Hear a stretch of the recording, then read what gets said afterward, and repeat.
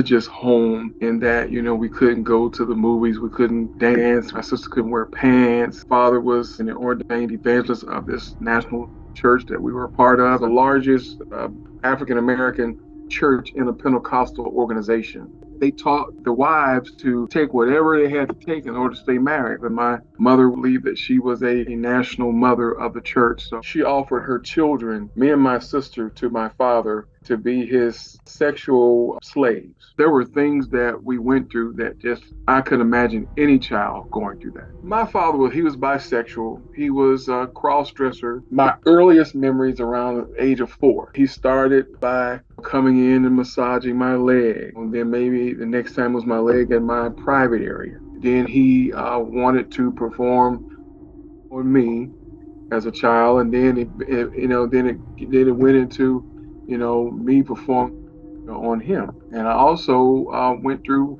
a situation where he was having prison sex with me very often. My sister went through some of the same things, but she went through, to me, it's even worse because eventually she had to have several abortions because of this, and she also was molested by one of his brothers who also was a minister of the church. Eventually, our mother started having sex with us also. So you would think a mom would intervene and stop this and let's get away, let's run. No, she eventually she wanted to share. I noticed she liked to do that when he was not there, or when he went away to someone's house, or there were times when he left her. There were times where they were separated and he was gone. He was at a, I don't know, woman's house, a man's house, and there were times where she wanted to molest us. So I mean, it's just, I can't find no other way to say it. We went from being sexual slaves at home to going to church and being pimped to pastors. The church itself has well over 5 million members worldwide. It's a large church, and it breaks down into states, and the states break down into jurisdictions break down in districts, and then you have a local church. So you got the pastor, you got the superintendent, you got the bishop, and that's pretty much how it's structured. I mean, we were pimped to several bishops in the church. Our father, his role was an evangelist. He was licensed as an evangelist. He traveled around. He preached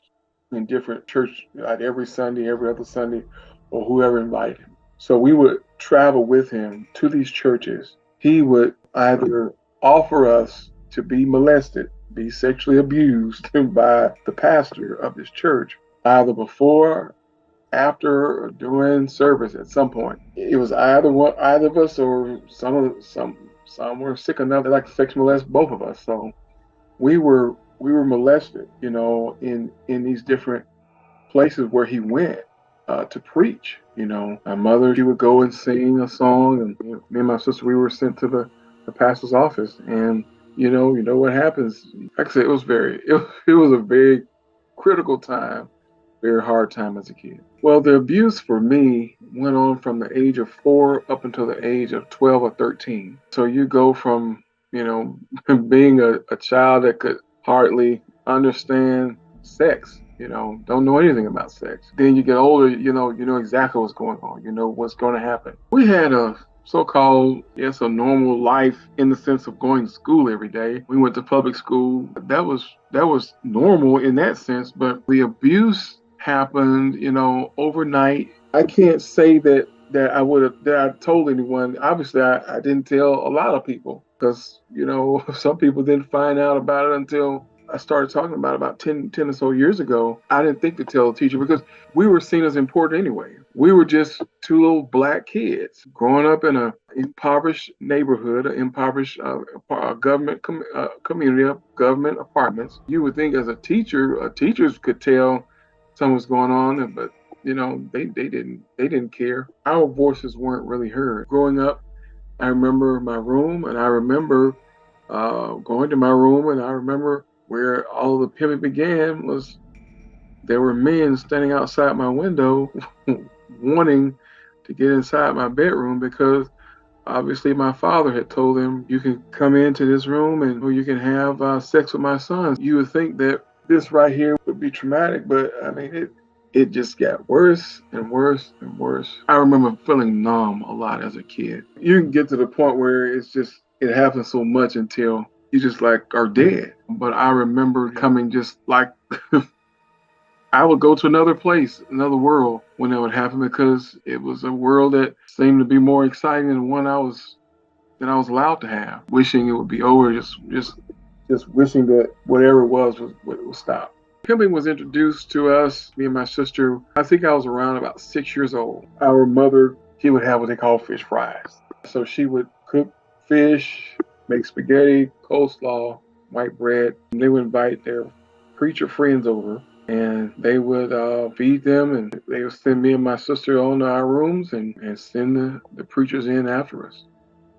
You know, some of them like women, some of them like little boys, some of them like little girls, and some of them like both of us. So that's what happened, man. It was whatever they wanted, and whatever our mom or dad. Like I said, they were trying to pay rent, so they didn't care what they did. They just sent them in there after us and let them, just have whatever, whoever, how long. And it went from the home to different people's homes, and then it went into the church. So I mean, it was just so so hard. I mean, it was really when I look back, it was a really difficult upbringing. It was a very hard upbringing. You could deal with a church and all their rules or whatever the case, but when it's going as far as your parents are they're in sexually assaulting you, and then you're being talked about so many people. I mean, it was a very hard to remember and very hard to discuss, but I'm glad I made it through it though. My sister and I leaned on each other a lot. Feel like we were the only ones that could understand. No one else cared or nobody else wanted to know how we were doing. So, I feel like for a long time, like all we had was each other. It stopped around the age of 13 or 14. Bridget ran away from home several times. So I was like, now I'm by myself. Our mother stayed with him. She loved him more than anybody in the world. Unfortunately, my mother lived with me until she passed in 2004. He passed in the year 2000. So a lot of people ask me, how could you have bought a house and had your mother move in with you and all that? There were so many unanswered questions. So many unanswered questions. They never, until the day they died, asked us to forgive either one of them for anything they did. They never said they were sorry. They never said anything. You're still asking and still wondering, like, why did this happen? Why did it happen?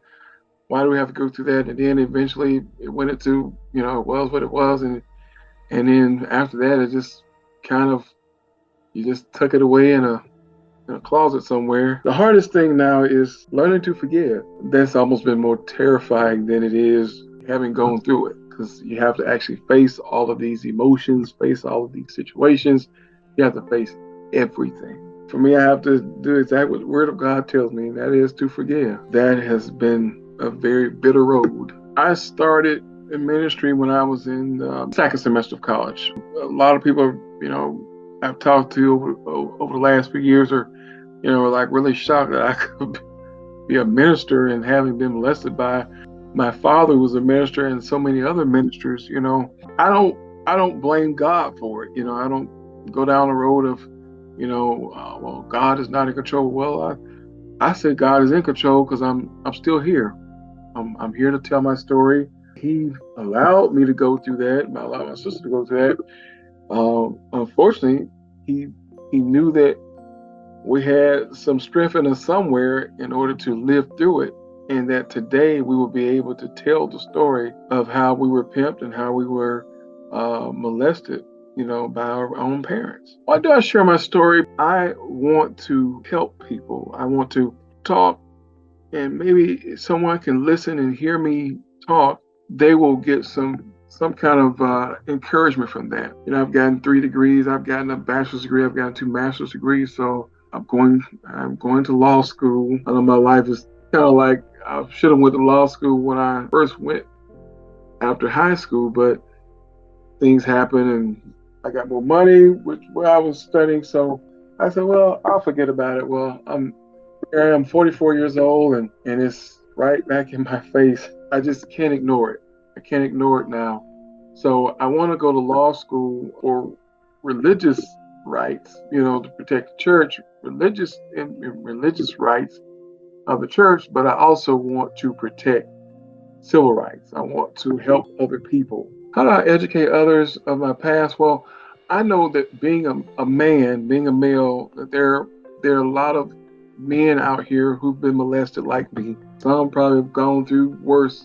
A lot of them probably gone through worse than what I've gone through. I want to help give them a voice, but I also want to give a voice to as many as would hear me. I would love to, I love to share my story now. I like to talk more about what we went through. I am writing a book.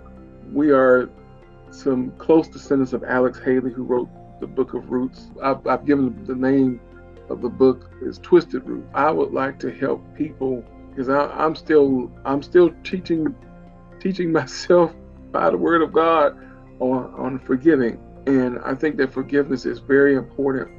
I think forgiveness is very powerful. Hate doesn't accomplish anything. Hate makes you more sick.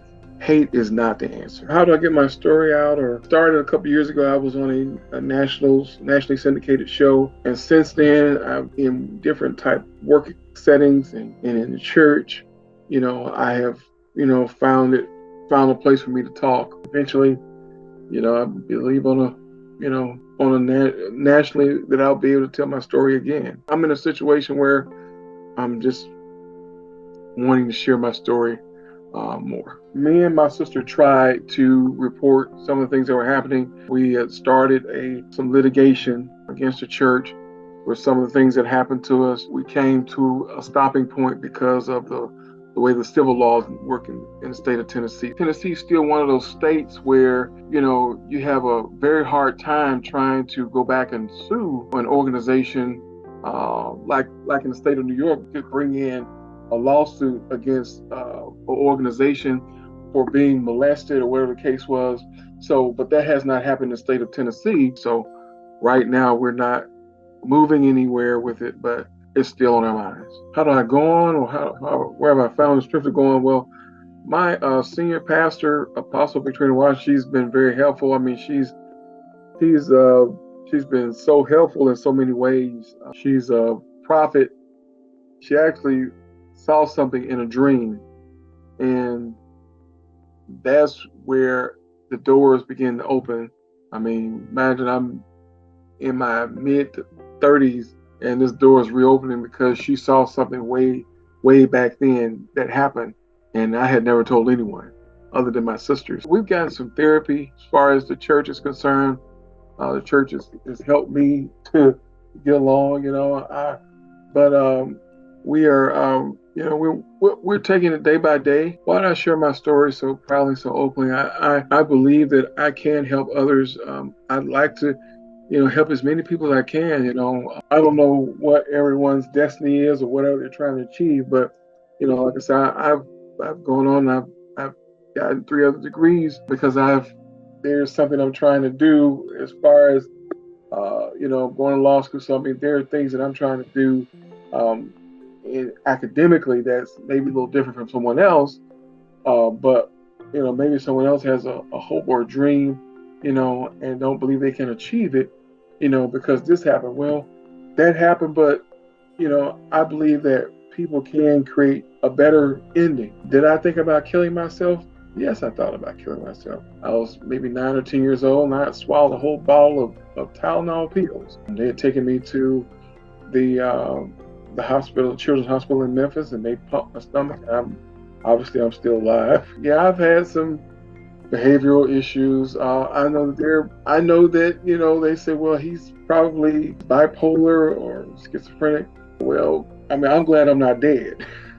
It's just good to talk, as far as a counselor is concerned or therapist is concerned. I do believe that, if I can continue to help other people, I'll essentially help my own self.